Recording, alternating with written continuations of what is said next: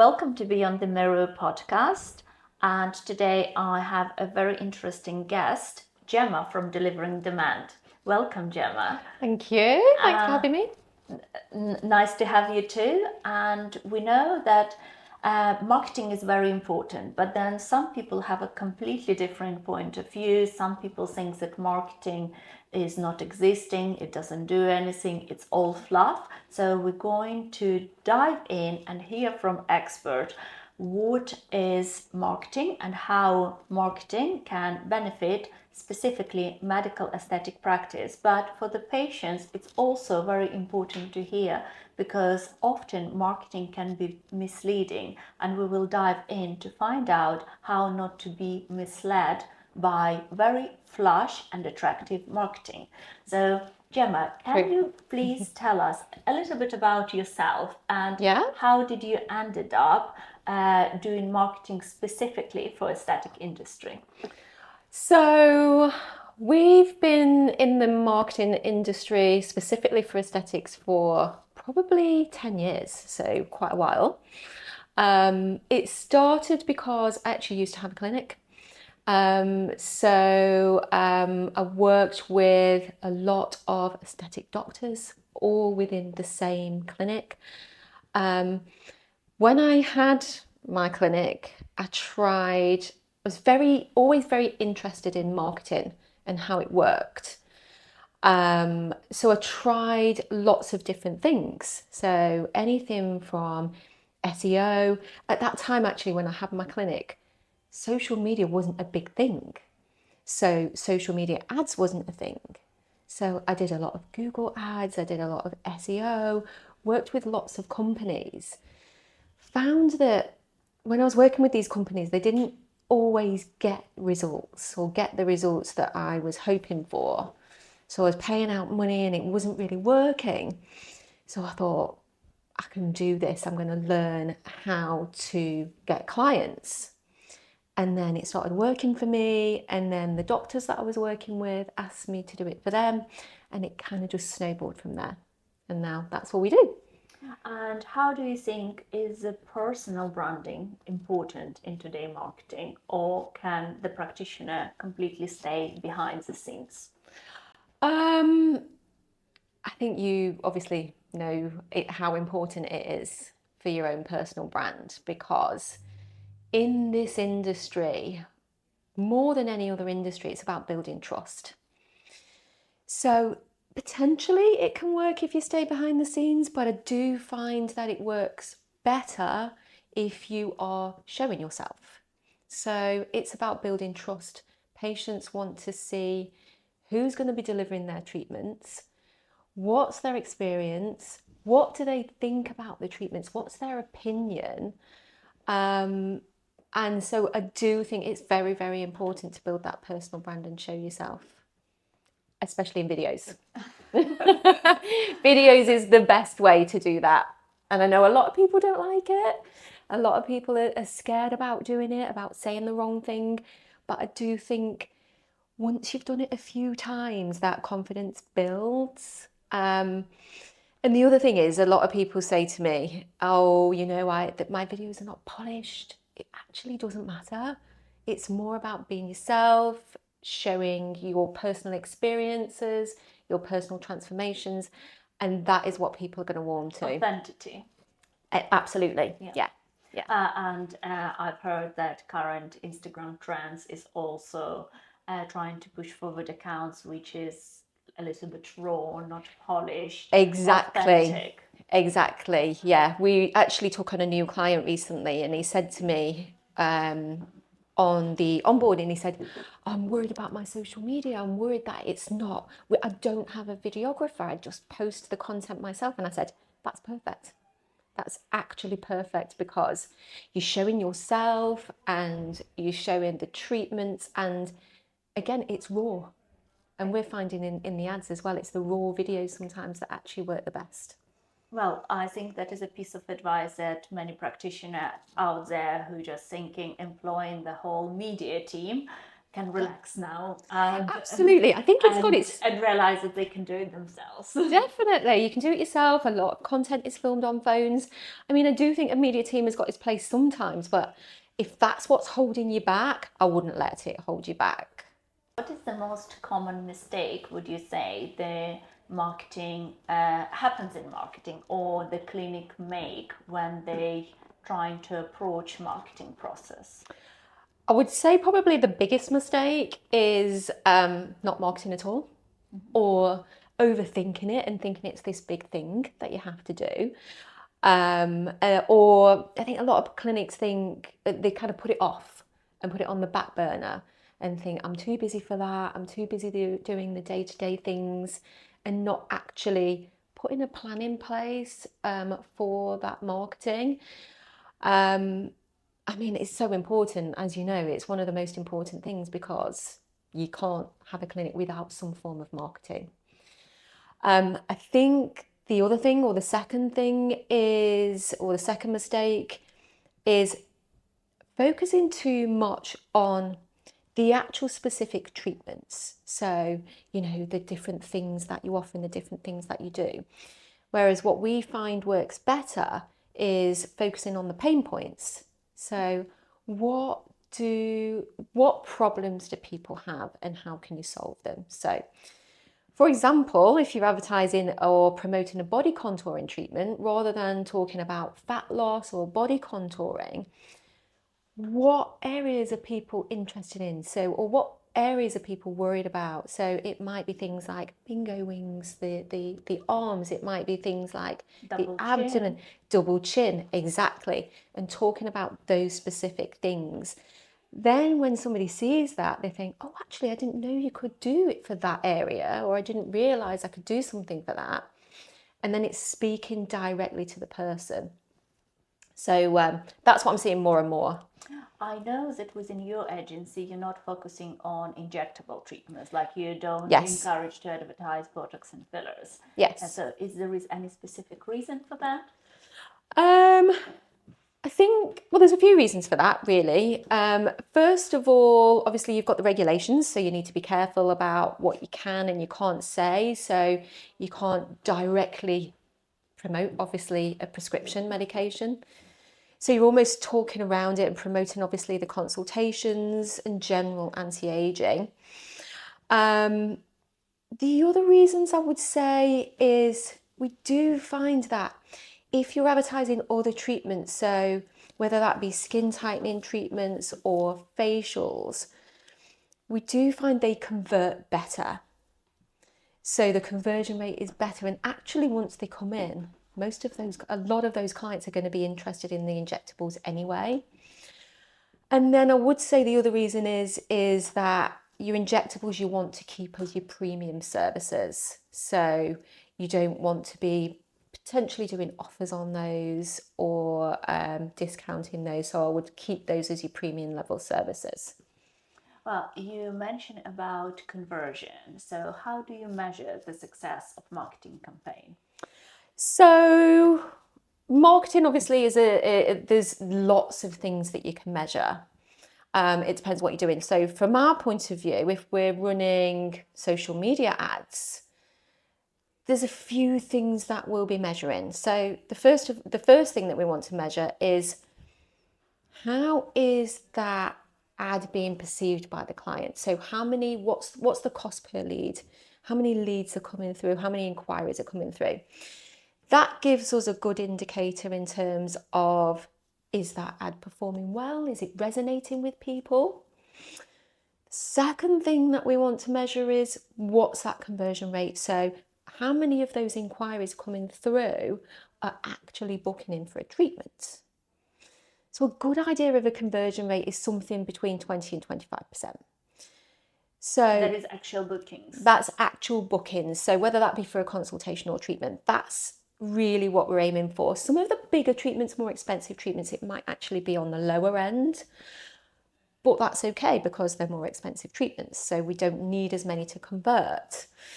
So if we think the conversion rate's lower, there's certain things that we can improve on that level. Then we're looking at, the next thing we're looking at is what's the cost per booking? So how much is it going to cost you to get a client through the door? But I would say the most important thing, if you are going to measure anything, is your return on ad spend. So how much does it cost you? Or I'll put it in another way. So for every pound that you're spending, how many pounds are you getting back? So that's going to be the most important thing. That's going to drive where you spend your marketing budget. So if you're doing different avenues and you're doing different things for that marketing and you're spending money in different ways, you could say, right, okay, I've spent this much in Google ads and I've spent this much in Facebook ads. If you know that return on ad spend and you know that it's higher on Facebook ads, for example, you know to put more money or more of your marketing budget into that. So I would say that's the most important thing. And then obviously you want to be tracking your retention rate and your lifetime value of the client. So that's obviously important. And you mentioned about cost per lead or per acquisition of the client. Can you be more specific and give us some guide, for example, from more entry-level treatments to more high-end treatments? What clinics should be aiming for and allocating their budget? Okay, yeah, so your more entry-level treatments, so like your facials and those sorts of treatments, I would say it might be around the £5 kind of cost per lead. So That's for example, very affordable. Yeah, very affordable. So we usually recommend that if you're spending money on ads, to spend a minimum of £20 a day. So if you're spending £20 a day, you might get 5 leads, for example, for that particular treatment. If it's a more expensive treatment, you can imagine it's not going to appeal to quite as many. And I'm talking broadly here, and it's not the case in every single campaign. So broadly speaking, it might be double. Okay. It might be double the cost, and you might get a couple of leads per day. Now I just wanted to ask you a question which will be addressed more to our patients and help them to understand better how to behave when they see a nice marketing campaign. Yeah. So is there any ways that, for example, ethical marketing agency wouldn't do to avoid bringing people to the wrong clinics, for example, or how patient would cautious they should take when they see a nice advertisement, because we hear a lot of horror stories, especially when it's come to medical aesthetic, cosmetic treatments, and sadly even surgery. So what would be your red flags in advertisement that you would advise patient? Well, probably you should be staying away from that. Yeah, absolutely. Yeah. So Or what you as an agency wouldn't do, or which clinic you as an agency would say, sorry, I don't want to be associated with you guys. Yeah, good question actually. So I think firstly, it is, if you see an advertisement that is over promising, over delivering, you might think, really, is that true? But also, we do, when it comes to us working with particular clinics, we do make sure that the clinic is obviously a legitimate clinic. But I would say from a client's point of view, if you do see an ad and you think, this treatment looks amazing, I would also do your research. So, and there's ways that you can do that. So I would go to the page and I would check out their social media page. What are they posting? So again, can you see the clinician? Are they talking about the treatment? Are they sharing their expertise? Have they shared transformations, so before and after, but also testimonials? The other thing that you can do is obviously you can go into Google and you can check out their reviews. So what are other people saying about it? Research the treatment as well. So obviously don't just look at the ad and think, right, I'm going to go and book in for that treatment. And I think a lot of people do that now. I think a lot of people, so this is what we tell our clinics as well, is, when people are looking at the ad, they are going to look at your Facebook page, they are going to look at your website, they are going to look at other things. So you need to make sure that everything is aligned with that ad in the right way. And what is your opinion when we see out there adverts like Botox for £99 and derma fillers for 49? Is it a good advertisement? Is it a good value for the money? Well, the problem is that obviously it's so competitive at the moment, and this is why people are doing it. So it probably needs to be regulated in some way regarding the price. But also, the other thing is when you see those ads and they're advertising Botox or fillers at such a low price, you've got to think to yourself, how is this even possible? So how are they making a loss to get a client through the door? Are they using the correct products? So again, this is why we don't recommend advertising those sorts of treatments. So I probably would summarize it: if you see something's too good to be true, It probably just stay away from that. Exactly, exactly, very true. Talked about marketing and promotional advertisement, but what is your opinion with regards to educational content? Do you think that is something that could work as a marketing as well? So there's obviously a difference when it comes to marketing. So you've got your organic social media content, and then obviously what we do is quite different to that. So it's more of the advertising. So it's more of the paid advertising. So in terms of your organic strategy, I actually do think that it's better to be focusing more on providing value and educational content,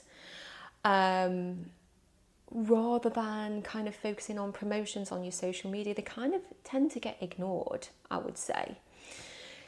If you want to do promotions, I would probably keep that to the ads, and run the ads in a separate way. Because like I say, I don't think the promotional content works on your general social media.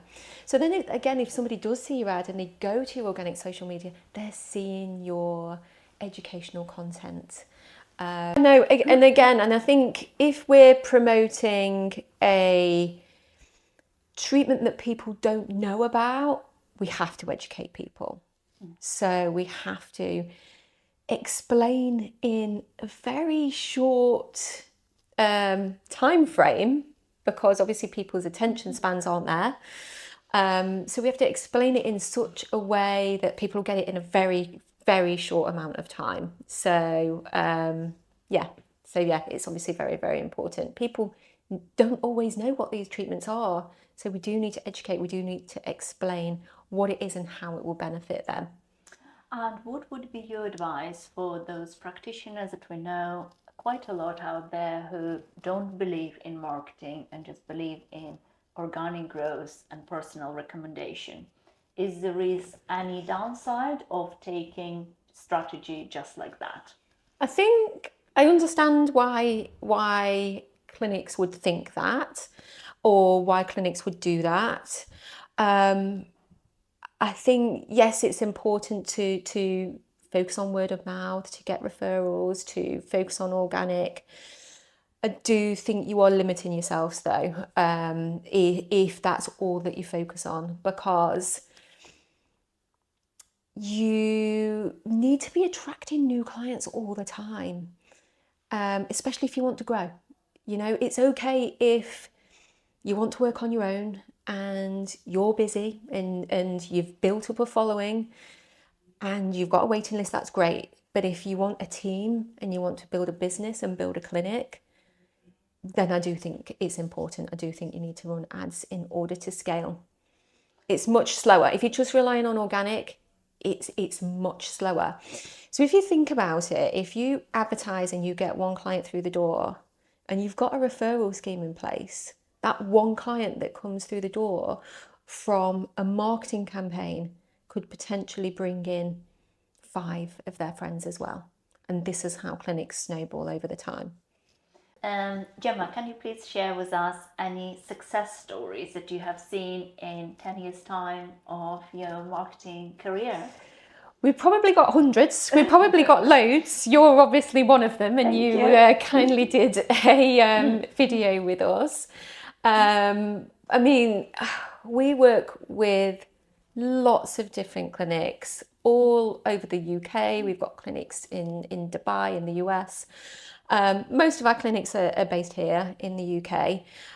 We work with clinics from huge super clinics with 25 treatment rooms that offer treatments, you know, from your facials up to cosmetic surgery, that started off not doing any advertising, or they might have started off doing some Google ads. One clinic in particular spent £30,000 in a 6-month period on Google ads, didn't get a single client through the door. Wow. So we took over their marketing and we took over their social media ads and helped them scale very, very fast. And may I ask you, well, you might not remember directly off your head, but approximately how many leads or clients you generated? Oh, yeah, absolutely. So I know we get them an average of 200 bookings a week. Amazing. 200 bookings a week. Through So Google ads or no, social media? only this is all purely through social media ads. Yeah. And would you say social media ads is a better road than Google ads? For us, that's mainly what I think Google's got its place. For us, I would say the majority of clinics are doing social media ads. And I think it is because it's more visual. So you get to, you know, people get to see the treatment, they get to see the person that's doing the treatment, you can explain it in a different way. With Google ads, you have to search for that treatment and people don't necessarily know what it is that they want. So it's okay if they're searching for Botox or fillers or that sort of thing and they know that they want that. But if they don't know that they want that treatment yet, then it's very difficult. And that's why I think social media ads is a lot more powerful for clinics. Also, recently we hear a lot about AI, ChatGPT. Is that something that you're also implementing? Is there any marketing strategy for ChatGPT? Because we hear that patients use now AI searching for treatments or clinics. Absolutely, definitely. And I think over the coming years, I think most clinics are going to be using it. I think most people use it at some point anyway, but it's becoming better and better. It's becoming more and more powerful. So it can respond to things very quickly, whereas humans can't possibly do that. So I think it's going to be doing things more like responding to your patients, potentially taking those phone calls if it can get there. So I think clinics certainly need to look into that. And also, I would say the biggest reason now is that because people are so impatient, that if that inquiry comes through and you don't get back to them within a few minutes, they've forgotten about it or they moved on to the next clinic. So AI can do that. AI can do that speed. So I do think it's going to be a very big thing over the next few years. Well, thank you very much, Gemma, for such detailed insight. I think you share a lot of very valuable information for practitioners as well as patients out there. But if someone wants to reach you predominantly for professional reasons, if they want to use your services, where people can find more information about you? So our website is deliveringdemand.com and our Instagram as well is you can find us at Delivering Demand and you can message or send an inquiry through the website. Thank you very much, Gemma. It's been a great pleasure. pleasure. Thanks so much for having me. Thank you.